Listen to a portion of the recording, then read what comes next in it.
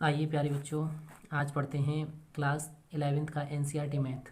पिछली वीडियो में मैंने आप लोगों को ये 5 पॉइंट क्लियर कर दिए थे। अब यहाँ से आगे मैं आप लोगों को पॉइंट नंबर 6 से बताने जा रहा हूँ।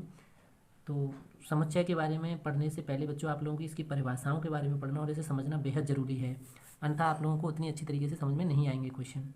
तो बच्चों, आज हम 6वें पॉइंट से बताएंगे आपको कि यदि ए बी सी 3 समुच्चय हों तो इनके संघ या सम्मिलन निम्न नियमों का पालन करते हैं। तो देखिए कैसे करेंगे। सर्व पहले वर्ग सम नियम। तो वर्ग सम नियम क्या होता है बच्चों? वर्ग सम नियम होता है आप लोगों का, जैसे मान लीजिए कोई समुच्चय ए है और उसके लिए आप लोग यूनियन बना रहे हैं ए से ही, तो आपको मिलेगा क्या? ए ही मिल जाए। जैसे आप लोगों को यहाँ समझ में नहीं आया हो तो एग्जाम्पल से समझिए। जैसे मान लीजिए ए में कोई अवयव बिलोंग कर रहे हैं बच्चों। जैसे मान लीजिए इसमें अवयव हैं 1 2 3, और आप लोग इसमें भी मान लीजिए कोई ए दूसरा दे रखा है और ए भी बिलोंग कर रहा है बच्चों किससे? 1 2 और 3 से। तो आप जब इसका यूनियन करेंगे बच्चों, अर्थात आप इसका यूनियन करें, तो यूनियन कैसे? यानी ए यूनियन ए। तो आप देखेंगे कि इसमें भी जो 1 2 3 तक ही काउंटिंग है और इसमें भी 1 2 3 तक ही काउंटिंग है। तो आपको लौट के क्या मिल जाएगा? 1 2 3, यही आपको लौट के मिल जाएगा। ठीक है, यानी इसमें और इसमें से जब आपने यूनियन किया तो आपको ये 3 ही, यानी 1 2 3, ये 3 ही मिले। इसे आप लोग वर्ग सम नियम कहेंगे बच्चों। ठीक है, अगला है आपका क्रम विनिमय नियम। अब क्रम विनिमय नियम क्या है बच्चों? क्रम क्रम का मतलब है बच्चों क्रम का बदल जाना, यानी आगे का पीछे, पीछे का आगे बदल जाना। जैसे बच्चों आप यूनियन करें ए यूनियन बी या बी यूनियन ए, तो सपोज कीजिए कि मान लीजिए कि ए कोई ए बिलोंग कर रहा है, यानी ए में जो अवयव बैठे हुए हैं वो क्या बैठे हुए हैं? मान लीजिए उसमें अवयव बैठे हुए हैं ए बी। ठीक है, और इसमें मान लीजिए बी में कोई अवयव बैठे हुए हैं क्या? ए, मान लीजिए ए सी, ये बैठे हुए हैं। तो बच्चों जब आप इसका यूनियन कर रहे होंगे तो आप यूनियन करेंगे तो किस तरीके से कर सकते हैं? आप मान लीजिए यूनियन कर रहे हैं कैसे? ए यूनियन बी और बी यूनियन ए। तो अब आप ए के साथ अगर बी लें, और यूनियन का मतलब होता है बच्चों जैसे आप एलसीएम में सबको ले लेते हैं, ऐसे ही। कैसे? जैसे मैं करूँ ए यूनियन बी। अगर मैं एक ए यूनियन बी करता हूँ तो देखिए ए में क्या अवयव थे? ए था, ए इसमें भी था तो ले लिया, बी इसमें था तो ले लिया, सी इसमें था, इसमें नहीं था लेकिन फिर भी ले लिया। जैसे एलसीएम में ना, जो नहीं होता, जो दोनों में होता है उसे ले लेते हैं, कॉमन होता है उसे एक बार ले लेते हैं। ऐसे बच्चों यूनियन में यहाँ ले लेते हैं। अब मान लीजिए मैं ऐसे लिखता बी यूनियन ए, तब भी क्या होता है आप लोगों का? तब भी यही होता कि ए कॉमन मिल जाता दोनों में। दोनों में क्या होता है? ए कॉमन मिल जाता। बी इसमें है, बी को ले लेते, सी इसमें है, सी को ले लेते।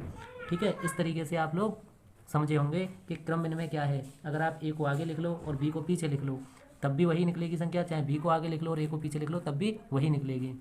चलिए आगे का पॉइंट समझते हैं। सहचार्य नियम। सहचार्य नियम क्या है बच्चों? जैसे मान लीजिए तीन समुच्चय दे रखे हो आपको ए बी और सी, तो पहले हम बी और सी में, पहले हम क्रिया बी और सी में करवा लें। क्यों? क्योंकि पहले ब्रैकेट लगा हुआ है, ब्रैकेट को सॉल्व करेंगे। फिर ऐसे ही बच्चों मान लीजिए कि अगर मैं पहले ए और बी में करवा लूँ, ठीक है, और सी को बाद में लूँ, या बी और सी को ले लूँ, ए को बाद में लूँ, तो आपका जो आंसर आना है वही आएगा। जैसे मान लीजिए ए में ए समुच्चय है, ए समुच्चय में आपके पास है ए बी, बी में है ए सी, और मैं यहाँ ले लेता सी में क्या? C D. तो आप लोगों का जो समुच्चय कुल मिलता तो ए बी सी डी ही मिलता। जो यूनियन में निकालता तीनों का ए बी सी डी ही निकलता।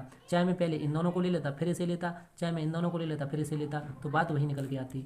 आगे बच्चों तत्समक नियम। अब तत्समक नियम क्या है बच्चों? ये है जैसे मान लीजिए कोई भी समुच्चय ए है, उसके साथ यूनियन हम फाई कर रहे हैं। इससे पहले मैं फाई को आपको समझा चुका हूँ। फाई क्या होता है?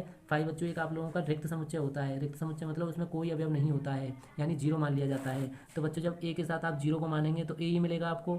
ऐसे ही बच्चों ए और यूनियन यू का मतलब होता है बच्चों यूनिटी, अर्थात जैसे मान लीजिए यहाँ यूनिटी बनी ए बी सी की।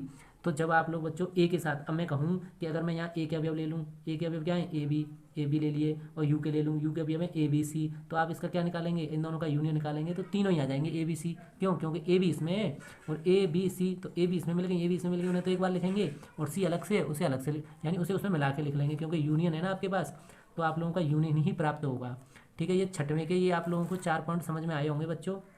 ठीक है, 7वां देखिए आप, ए और बी का सर्वनिष्ठ निम्न प्रकार से लिखते हैं। सर्वनिष्ठ का मतलब होता है बच्चों जैसे आप लोग मासा निकालते हैं, यानी दोनों में कॉमन होगा उसे ही लेंगे। जैसे ए और बी में आपको सर्वनिष्ठ निकालना है। ए इंटरसेक्शन बी पढ़ सकते हैं आप, या ए सर्वनिष्ठ बी ऐसे पढ़ सकते हैं। अब देखिए एक्स, ये बच्चों ऐसा है, एक्स एक्स ऐसा है कैसा, एक्स बिलोंग टू ए, यानी एक्स ए से संबंधित है और ए कोई समुच्चय मान लीजिए और एक्स बी भी कोई समुच्चय है।